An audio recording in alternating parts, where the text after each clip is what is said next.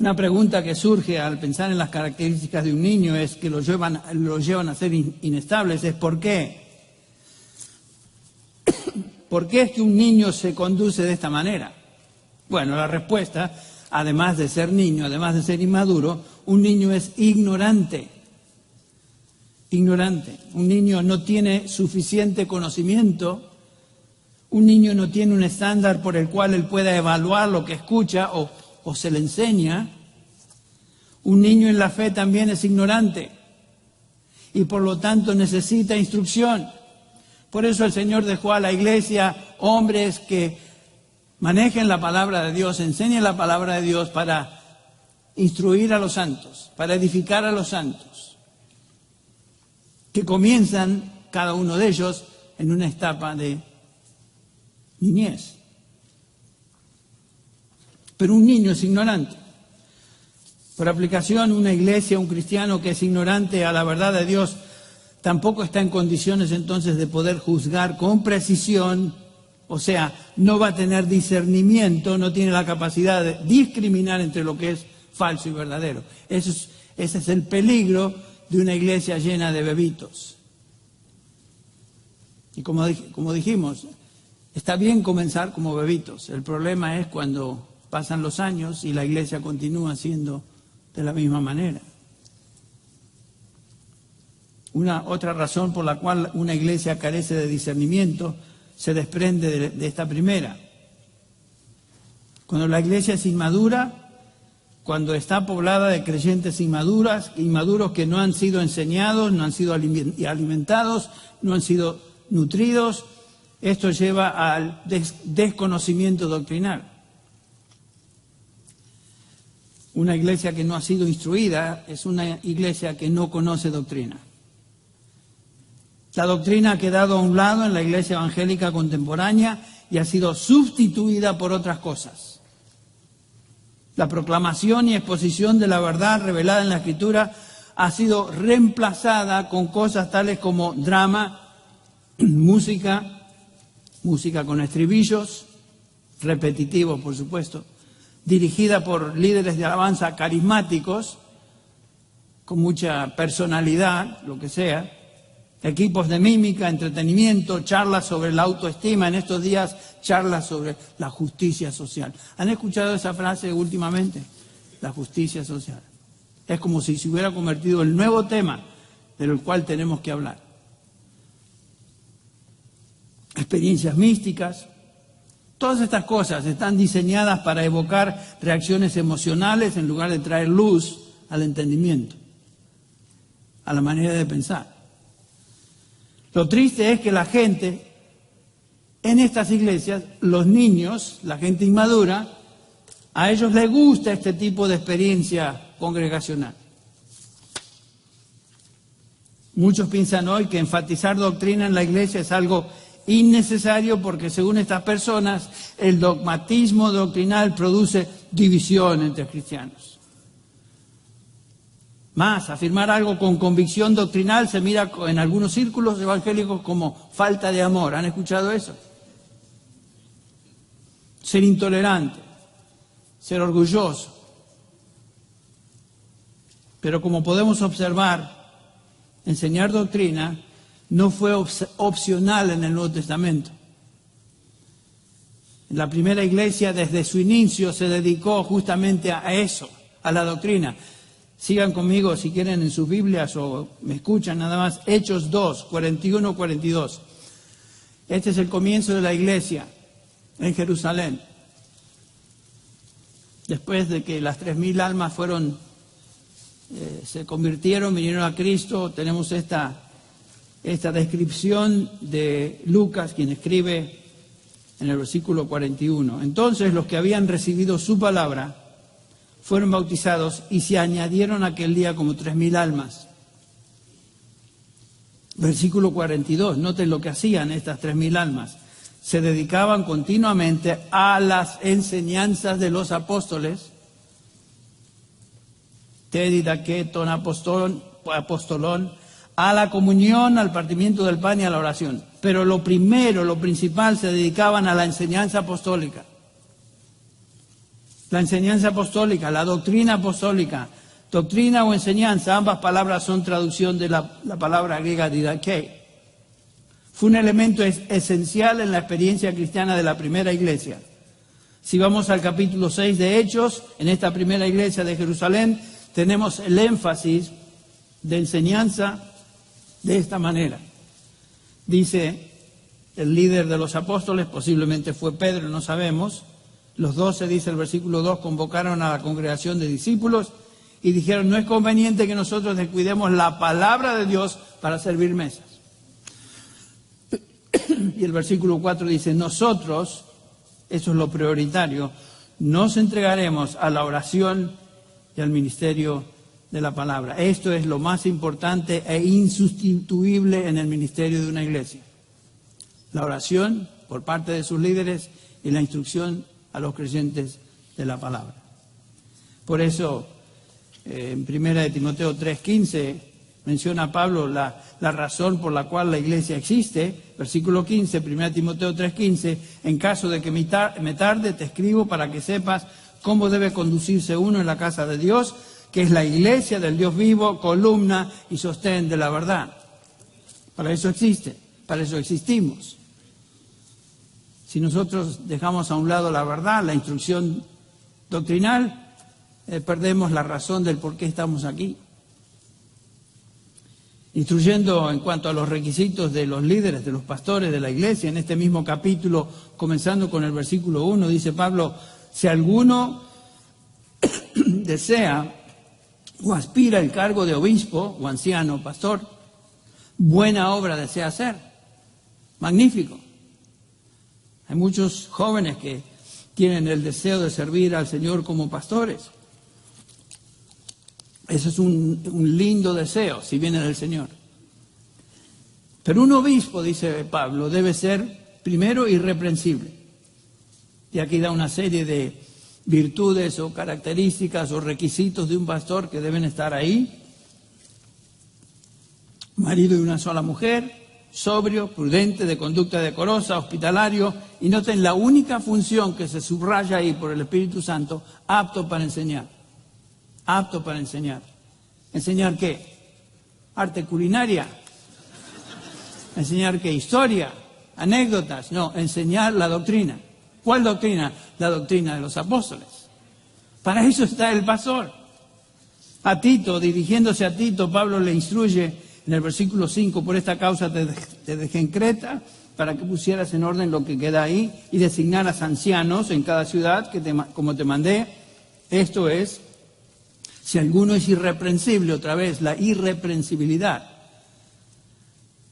Marido de una sola mujer, que tenga hijos creyentes, no acusados de disolución ni rebeldía, porque el obispo, otra vez repite Pablo, debe ser irreprensible como administrador de Dios, no obstinado, no iracundo, no dado a la bebida, no pendenciero, no amante de ganancias deshonestas, sino hospitalario, amante de lo bueno, prudente, justo, santo, dueño de sí mismo.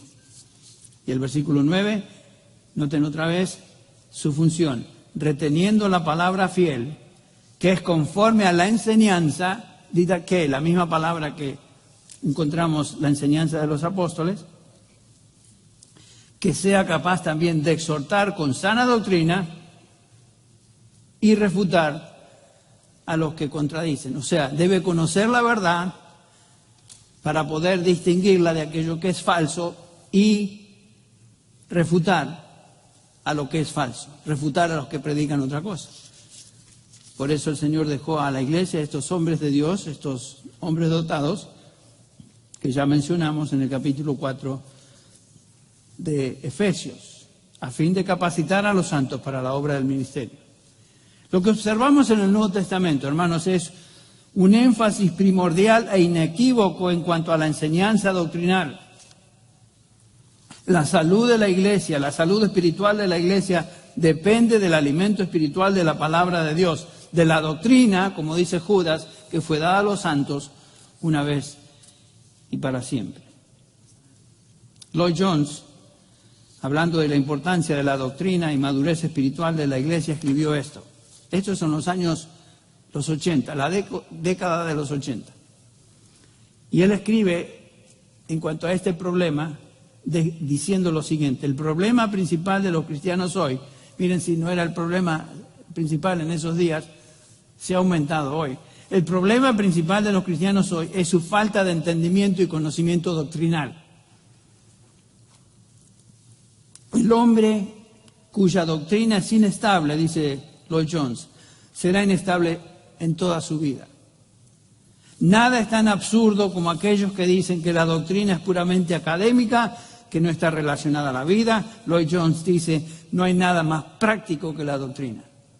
Claro, porque la doctrina, la palabra de Dios, la verdad de Dios es el medio que Él utiliza para salvar a los perdidos y para edificar a los santos. Por eso es práctica. La enseñanza doctrinal es la cosa más práctica que podamos hacer en la iglesia. ¿Por qué? Bueno, primero porque es la verdad de Dios revelada en su palabra.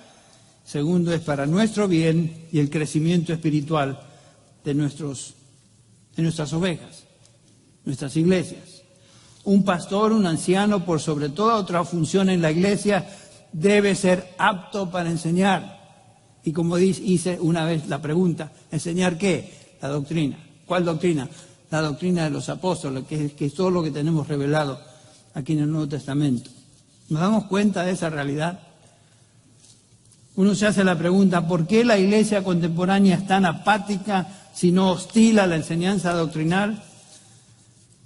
Yo creo que entre las razones, una de ellas es que la enseñanza bíblica o la enseñanza doctrinal se considera como algo que va a causar división en las iglesias. Es como si existiera un antagonismo a la doctrina clara de la Biblia, porque ésta divide y ofende. Pero ¿saben qué? Eso no se puede evitar. Perdón. La doctrina sana siempre divide. Siempre. La verdad de Dios ofende al pecador. ¿Por qué? Porque el pecador es enemigo de Dios. Y en su condición natural no acepta las cosas del Espíritu, porque se han de discernir como espiritualmente. Cristo no vino a este mundo para hacerse de amigos. Su verdad es exclusiva y, por supuesto, divide. Si leemos los evangelios, notamos que lo odiaban justamente porque enseñaba la verdad.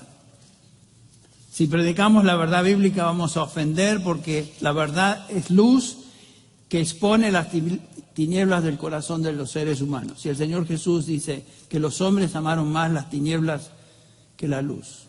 Y por supuesto, rechazaron a la luz, a Jesucristo. Finalmente lo crucificaron. Debemos recordar que este mundo es territorio enemigo. Estamos pasando por esta situación en nuestra iglesia, esta lucha legal.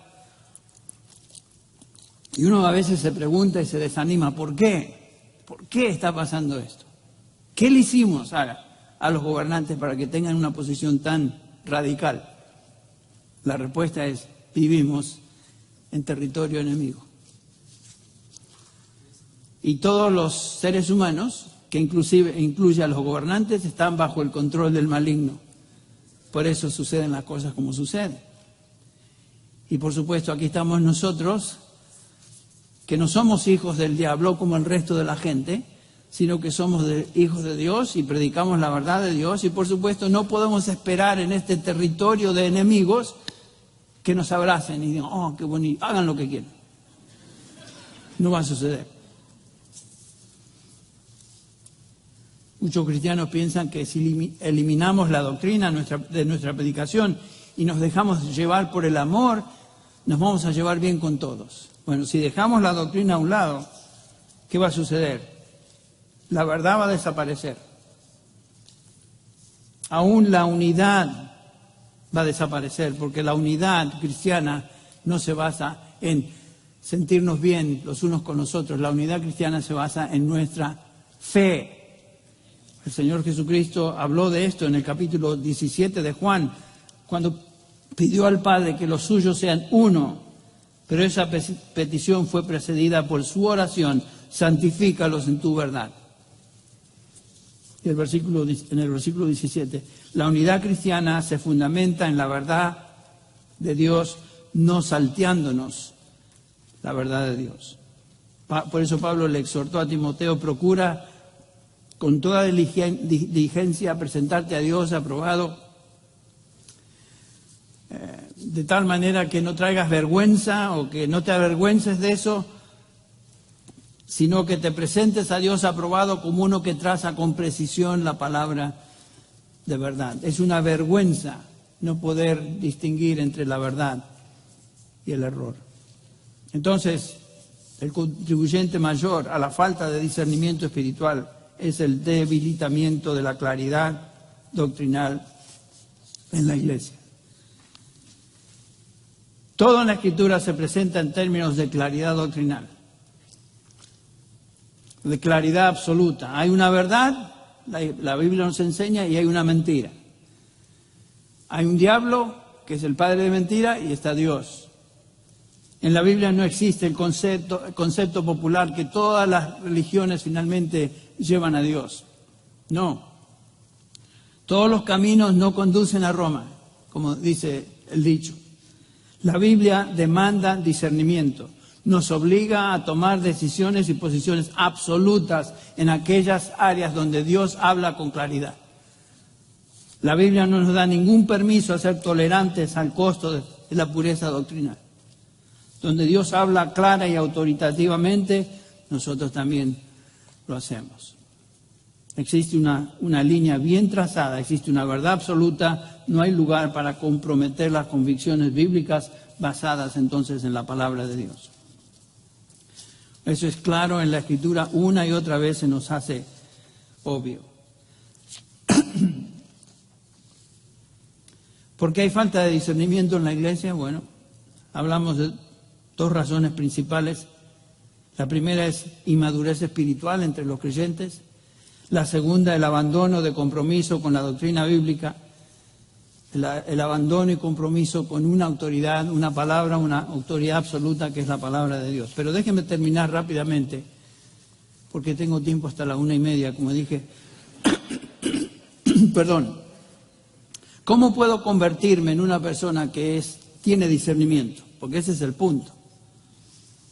En primer lugar, debemos buscar el discernimiento. Claramente nos enseña en la palabra de Dios.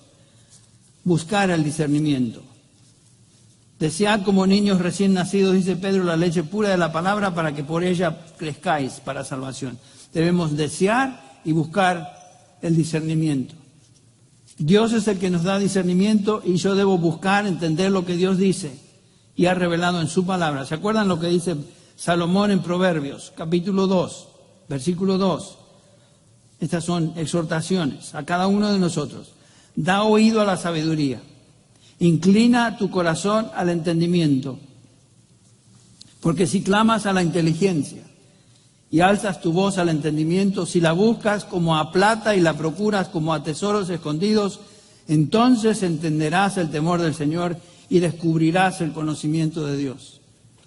Porque el Señor da sabiduría, de su boca vienen el conocimiento y la inteligencia. Aquí encontramos este principio bíblico. Si quiero ser una persona que discierne, debo buscar el discernimiento sabiendo que el Señor lo da, viene de su boca. En otras palabras, un creyente que busca discernimiento tiene que tener un concepto muy alto de la Escritura. Al fin y al cabo, esta es la palabra de Dios y en ella Dios ha expresado su voluntad absoluta. Debo interpretarla correctamente recordando lo que nos dice el apóstol Pedro en 2 Pedro 1:20. Antes sabe de esto, que ninguna profecía de la Escritura es asunto de interpretación personal, pues ninguna profecía fue dada jamás por un acto de voluntad humana, sino que hombres inspirados por el Espíritu Santo hablaron de parte de Dios. Lo que la Escritura contiene es de parte de Dios, es de su boca. Y toda esa Escritura es inspirada por Él y útil, ¿se acuerdan lo que dice 2 Timoteo 3? Perdón. Útil para enseñar, para reprender, para corregir, para instruir en justicia. Si deseo discernimiento, lo debo buscar. Hay ser como los nobles de Berea, Hechos 17:11, que recibieron la palabra con toda solicitud, escudriñando diariamente las Escrituras para ver si estas cosas eran así. Solo Dios puede dar discernimiento. Pero no solamente que lo debo buscar. Un segundo principio es que debo pedir que Dios me lo conceda. Debo orar por discernimiento. No es algo automático que viene al leer la Biblia. El salmista oró de esta manera, el Salmo 119, 18. Abre mis ojos para que vea las maravillas de tu ley. Y el versículo 34, dame entendimiento para que guarde tu ley y la cumpla de todo corazón. Santiago dice algo similar, Santiago 1:5. Si alguno de vosotros tiene falta de sabiduría, o podríamos decir falta de discernimiento, pídala a Dios, el cual da a todos abundantemente y sin reproche y le será dada. Deseamos el discernimiento, lo buscamos en la palabra de Dios y pedimos que Él lo conceda. Buscamos, vamos a la palabra de Dios y rogamos al Señor que Él nos enseñe. En tercer lugar, y creo que esto es obvio, una vez que encontramos su voluntad en la palabra de Dios, la obedecemos. No es suficiente desear, orar, si no vamos a obedecer. ¿Qué valor tiene conocer la verdad de Dios si no la vamos a obedecer? Tenemos ejemplos en el Antiguo Testamento de alguien que conoció la palabra de Dios, estoy hablando de Salomón, amaba al Señor, nos dice Primera de Reyes 3:3, aunque sacrificaba y quemaba incienso en lugares altos.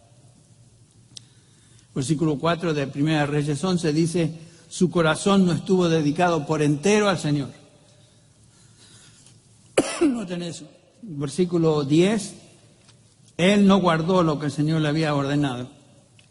Y Salomón demostró tener una obediencia parcial que toleró pecados en su vida y que al final le costaron su reinado y su reputación. El discernimiento siempre debe ir acompañado de la obediencia o se convertirá en un engaño propio. ¿Qué es lo que dice Santiago? Sed hacedores de la palabra. O sea, obedientes, no solamente oidores, engañándoos a vosotros mismos. El discernimiento espiritual es el resultado de buscarlo, de pedir en oración que Dios lo conceda y en tercer lugar se mantiene con la obediencia. Bueno, ¿cómo puedo convertirme en una persona que tiene discernimiento? Debo hacer eso. Debo buscar el discernimiento en su palabra y cuando la leo, cuando la medito, cuando la escucho siendo predicada, debo orar que el Señor me conceda discernimiento para entender y en tercer lugar obedecer la verdad de Dios dependiendo en el poder del Espíritu Santo. De esa manera, y podríamos agregar otras, pero esos tres principios básicos son principios que nos ayudan a desarrollar discernimiento espiritual.